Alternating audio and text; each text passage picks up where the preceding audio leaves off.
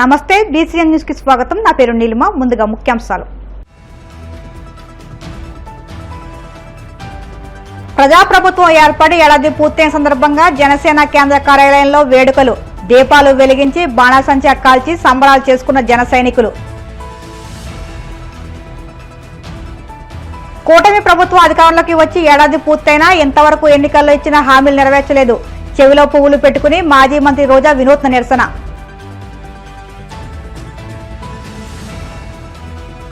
వాడపల్లి వెంకన్న ఆలయంలో ప్రత్యేక పూజలు. మంగళవాద్యాల నడుమ శ్రీ స్వామి అమ్మవార్లకు మేల్కొల్పు సేవ, ఐశ్వర్యలక్ష్మి హోమం.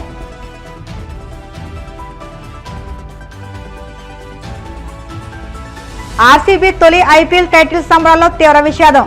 బెంగళూరు చిన్నస్వామి స్టేడియం వద్ద జరిగిన తొక్కిసలాటలో 11 మంది మృతి, 50 మందికి పైగా గాయాలు. నరకాసుర వధను దీపావళిగా చేసుకున్నట్టే రాష్ట్రంలో జగన్ రాక్షస పాలన అంతమై ప్రజాస్వామ్య పాలన మొదలై ఏడాది పూర్తయిన సందర్భంగా రాష్ట్ర వ్యాప్తంగా జనసేన నాయకులు, వీర మహిళలు సంబరాలు నిర్వహించినట్టు మంత్రి కందుల దుర్గేష్ తెలిపారు. ముఖ్యమంత్రి చంద్రబాబు, ఉప ముఖ్యమంత్రి పవన్ కళ్యాణ్ నాయకత్వంలో రాష్ట్రంలో సుపరిపాలన సాగుతుందన్నారు.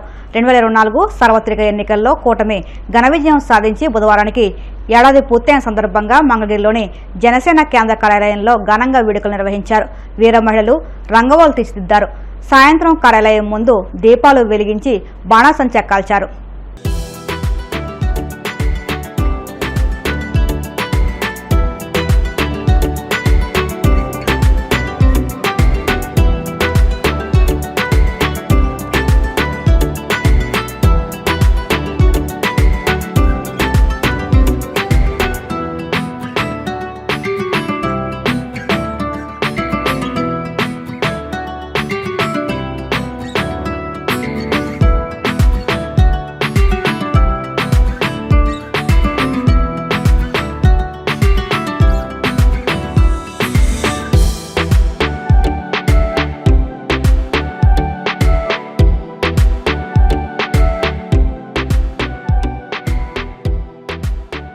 చర్మగీతం పాడి ఖచ్చితంగా సంవత్సరం అయినటువంటి శుభ సందర్భంలో శ్రీ పవన్ కళ్యాణ్ గారి యొక్క నాయకత్వంలో జనసేన పార్టీ కూటమిలో కీలకమైన పాత్ర పోషించి ఈ రాష్ట్రంలో ప్రజాస్వామ్యబద్ధమైన సుపరిపాలన అందిస్తూ నడుస్తున్నటువంటి చరిత్రలో మొట్టమొదటి సంవత్సరం ముగిసింది. ముఖ్యమంత్రి శ్రీ చంద్రబాబు నాయుడు గారు, ఉప ముఖ్యమంత్రి శ్రీ పవన్ కళ్యాణ్ గారు, పైనుంచి నరేంద్ర మోడీ గారు అందరూ కలిసి కూటమిని ఈ రాష్ట్రాన్ని ముందుకు తీసుకెళ్ళడానికి వీలుగా నడిపిస్తున్నటువంటి శుభ సందర్భంలో ఎలాగైతే నరకాసురుణ్ణి వధించిన తర్వాత ప్రజలందరూ కూడా దీపావళి జరుపుకున్నారో ఆ విధంగా ఇవాళ జగన్ ఆధ్వర్యంలోని నియంతృత్వ ప్రభుత్వాన్ని, రాక్షస ప్రభుత్వాన్ని అంతమొందించి ఈ రాష్ట్ర ప్రజలకి విముక్తి కలిగించినటువంటి శుభ సందర్భంగా దీపావళిని, సంక్రాంతిని అన్నింటినీ కలుపుకొని మహా సంబురాలుగా జరుపుకుంటున్నటువంటి శుభ సందర్భం ఇది. ఈ రాష్ట్రంలో గడిచిన కాలంగా ఒక సంవత్సరం కాలంగా ప్రజలందరికీ ఏ హామీలైతే ఇచ్చామో ఆ హామీలన్నింటినీ కూడా అమలు చేస్తూ ఆర్థిక పరిస్థితి చిన్నభిన్నం అయిపోయినప్పటికీ కూడా 5 సంవత్సరాల కాలంలో ఆ ప్రభుత్వం హయాంలో ఖజానా ఖాళీ అయిపోయి చిల్లి గవ్వ కూడా లేనటువంటి సందర్భంలో అధికారంలోకి వచ్చిన వెంటనే మహిళలకు ఇచ్చేటువంటి పెన్షన్ల విషయం కానివ్వండి, దివ్యాంగులకి 3,000 ఉండేటువంటి పెన్షన్ని ఎకాయికిని 15,000కు పెంచడం కానివ్వండి, రైతు బకాయిలు 1,600 కోట్ల రూపాయలని ఆర్థిక భారం ఉన్నప్పటికీ కూడా తీర్చడం కానివ్వండి, ఆ తర్వాత దీపం పథకం కానివ్వండి, ఇవాళ రైతులు పండించుకున్నటువంటి ధాన్యానికి కొనుబడి చేసిన తర్వాత 6 గంటల నుంచి 24 గంటల లోపులోనే వారి ఖాతాల్లోకి డబ్బు జమ చేయడం కానివ్వండి, ఇలా చూసుకుంటే ప్రతిరోజు కూడా ఏదో రకమైనటువంటి సంక్షేమ పథకంతో, అభివృద్ధి కార్యక్రమంతో ఈ రాష్ట్రంలో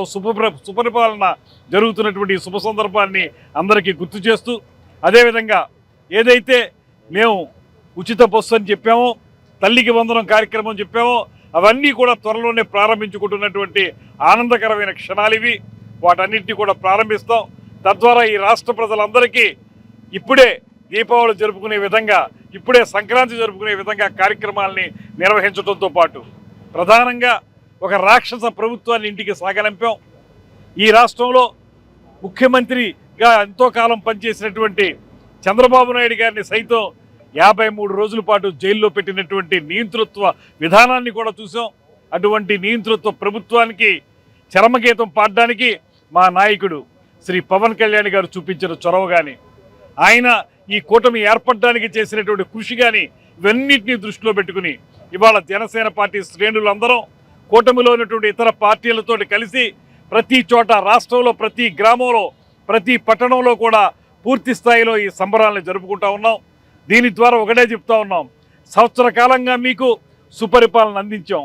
రాబోయే 4 సంవత్సరాలు కూడా మీరు ఇచ్చిన మ్యాండేట్ ప్రకారం ఈ రాష్ట్రాన్ని సంక్షేమం ఒక పక్కన, అభివృద్ధి మరో పక్కన రెండింటినీ సమపాలలో రంగరించి ముందుకు తీసుకెళ్ళటానికి ఈ రాష్ట్రంలో పేదవారి కంట కన్నీరుని తుడిచి వారి మొహాల్లో ఆనందం తీసుకురావడానికి నిరంతర నిర్విరామ కృషి చేస్తామని చెప్పి మా నాయకుడు చెప్పినటువంటి మాటల్ని ఆచరణలో పెట్టడానికే మేమందరం కూడా ముందుకు వచ్చామనేటువంటి మాటని మరొక్కసారి తెలియజేసుకుంటూ, సుపరిపాలనకి సంవత్సరం పూర్తయినటువంటి సందర్భంలో, దుష్ట పరిపాలనని అంతమందించి సంవత్సరమైనటువంటి ఈ సందర్భంలో మేమందరం కూడా ఈ ఆనందోత్సాహాలతోటి ఈ కార్యక్రమాన్ని నిర్వహించుకుంటున్నాం. రాబోయే రోజుల్లో కూడా ఇదే ఆనందాన్ని ప్రజలందరికీ కూడా పంచుతామనేటువంటి మాటను తెలియజేస్తాం. నగరిలో మాజీ మంత్రి ఆర్కే రోజా చెవిలో పువ్వులు పెట్టుకుని వినూత్న నిరసన చేపట్టారు. వెన్నుపోటు దినం నిరసన కార్యక్రమంలో ఆమె పాల్గొని మాట్లాడుతూ, కూటమి ప్రభుత్వం అధికారంలోకి వచ్చి ఏడాది పూర్తయినా ఎంతవరకు ఎన్నికల్లో ఇచ్చిన హామీల్ని నెరవేర్చడం ధ్వజమెత్తారు. ప్రజల్ని చంద్రబాబు వెన్నుపోటు పొడిచారని, చంద్రబాబు మోసాలపై ఆర్డీఓకి అర్జీ ఇచ్చామని తెలిపారు. రెడ్ బుక్ రాజ్యాంగాన్ని వదిలి ప్రజలకు సంక్షేమం కోసం పనిచేయాలని కూటమి ప్రభుత్వాన్ని హెచ్చరిస్తున్నామన్నారు. కూటమి ప్రభుత్వం సంవత్సర కాలంలో గంజాయి, మద్యం, ఇసుక అక్రమ రవాణా, మహిళలపై పైశాచికాలు తప్ప సురక్ష పాలన కరువైందని దుయ్యబట్టారు. ప్రభుత్వం అధికారంలోకి వచ్చాక సంవత్సర కాలం అవుతున్నా ప్రజలకు ఇచ్చిన హామీలని నెరవేర్చకుండా ఈరోజు రెడ్ బుక్ రాజ్యాంగం అంటూ కక్ష సాధింపు చర్యలకు మాత్రమే వాళ్ళు ఏ విధంగా కన్ఫైన్ అవటమే కాకుండా ఈ రాష్ట్రాన్ని దాచుకుంటూ ఇంకా ఈ రాష్ట్రాన్ని అప్పుల్లో ముంచేస్తుంటే ఈ రాష్ట్రాన్ని కాపాడుకోవాలి, ఈ రాష్ట్ర ప్రజలకి అండగా ఉండాల్సిన బాధ్యత ప్రజా పార్టీ అయిన వైఎస్ఆర్ కాంగ్రెస్ పార్టీకి ఉంది. కాబట్టి ప్రజల తరఫున ఈ రోజు ఏదైతే ఈ కూటమి ప్రభుత్వం ప్రజలకి వెన్నుపోటు పొడిచి సంవత్సరం అవుతుందో, ఈ జూన్ 4ని వెన్నుపోటు దినంగా మా నాయకుడు జగన్మోహన్ రెడ్డి గారు అనౌన్స్ చేయడమే కాకుండా ఈరోజు రాష్ట్ర వ్యాప్తంగా ప్రజలకి అండగా ర్యాలీలు చేసి అఫీషియల్స్ కి మెమరాండం ఇచ్చి అది ప్రభుత్వానికి అందజేసి వాళ్ళు ఇచ్చిన హామీలని, వాళ్ళ మేనిఫెస్టోని నెరవేర్చమని డిమాండ్ చేస్తున్నాం. అవి నెరవేర్చకపోతే వదిలే ప్రసక్తి లేదు అని కూడా ఈ సందర్భంగా హెచ్చరిస్తున్నాం. ఎన్నికల ముందు కూటమి ప్రభుత్వం అంతా ఎలా ప్రచారం చేసుకుందో మనం చూసాం. ముఖ్యంగా తెలుగుదేశం పార్టీ వాళ్ళైతే వచ్చేది బాబే, ఇచ్చేది బాబే. ఏమొచ్చిందయ్యా, మీకైతే పదవులు వచ్చాయి, బాబేమో వచ్చి ముఖ్యమంత్రిగా కూర్చున్నాడు. కానీ ఈ రాష్ట్ర ప్రజలకు ఏమిచ్చాడు అంటే చేతికి చిప్పిచ్చాడు, మరేమి ఇవ్వలేదనేది రాష్ట్ర ప్రజలు గుర్తించారు. 143 హామీలు ఇచ్చాడు. 143 హామీల్లో విజయరుద్దే విస్తరాకులు కట్టుంది అనుభవం ఉందని చెప్పుకునే చంద్రబాబు నాయుడు మొదటి 6 అయినా చేశాడా అని నేను అడుగుతున్నాను. చంద్రబాబు నాయుడు ఏరు దాటక ముందు ఏటి మల్లన్న, ఏరు దాటాక బోడి మల్లన్న చందంగా పరిపాలించిన విధానం మనకు తెలుసు. కానీ ఈ రాష్ట్ర ప్రజలు ఎలా నమ్మి మోసపోయారు, అలాగే ఈవీఎంలతో వీళ్ళు ఎలా మ్యానిపులేట్ చేసి ఈరోజు 60,000, 90,000 అంటూ అసలు ప్రజలు ఓట్లేని నాయకులంతా గాల్లో గెలిచిపోయిన గాలిగాళ్లే ఎక్కువగా ఉన్నారు ఈ రాష్ట్రంలో. సో ఈ రోజు నేను ఎందుకు ఇది చెప్తున్నాను అంటే, జగన్మోహన్ రెడ్డి గారు ఎన్నికల్లో చెప్పడం జరిగింది, చంద్రబాబు నాయుడు 3 సార్లు ముఖ్యమంత్రి అయినా ఏ రోజు చెప్పిన వాగ్దానాన్ని నెరవేర్చలేదు, పిల్లలిచ్చిన మామనే వెన్నుపోటు పొడిచిన వాడు, జాగ్రత్తగా ఉండండి అని. కానీ ఈవీఎంల దగ్గర మనం ఏం చేయగలం? సో ఈవీఎంలని మ్యానిపులేట్ చేశారు.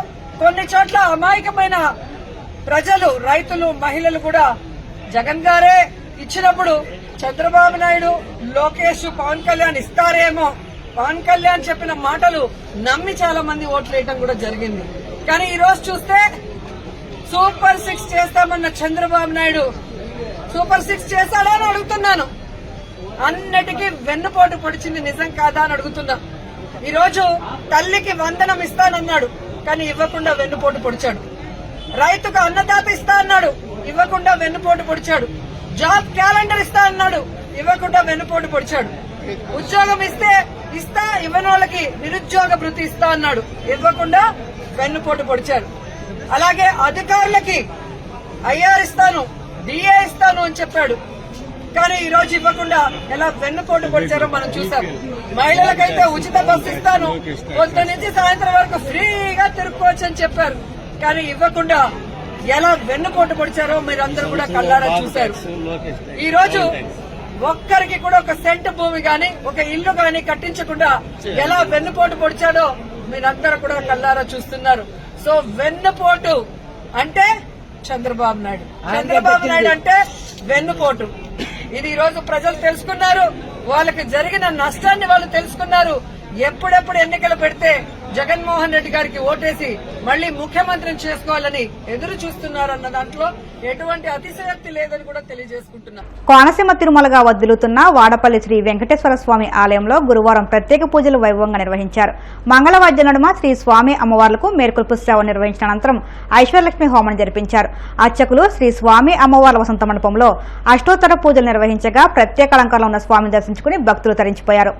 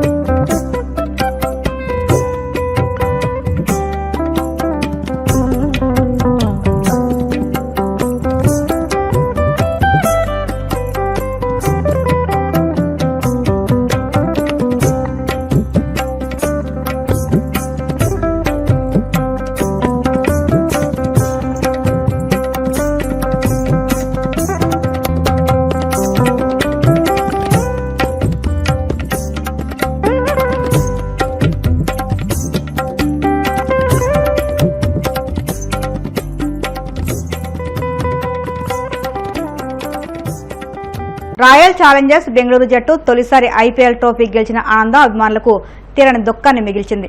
బుధవారం బెంగళూరులోని చిన్నస్వామి స్టేడియం వెలుపల జరిగిన విజయోత్సవ కార్యక్రమంలో తీవ్ర తొక్కిసలాట చోటు చేసుకుంది. ఈ దురదృష్టకర ఘటనలో 11 మంది అభిమానులు మరణించగా 50 మందికి పైగా తీవ్రంగా గాయపడ్డారు. 18 ఏళ్ల ఐపీఎల్ చరిత్రలో ఆర్సీబీ తొలిసారి టైటిల్ నెగ్గడంతో జట్టుకు స్వాగతం పలికేందుకు సంబరాల్లో పాల్గొనేందుకు అభిమానులు వేలాదిగా తరలి రావడమే ఈ విషాదానికి దారితీసింది.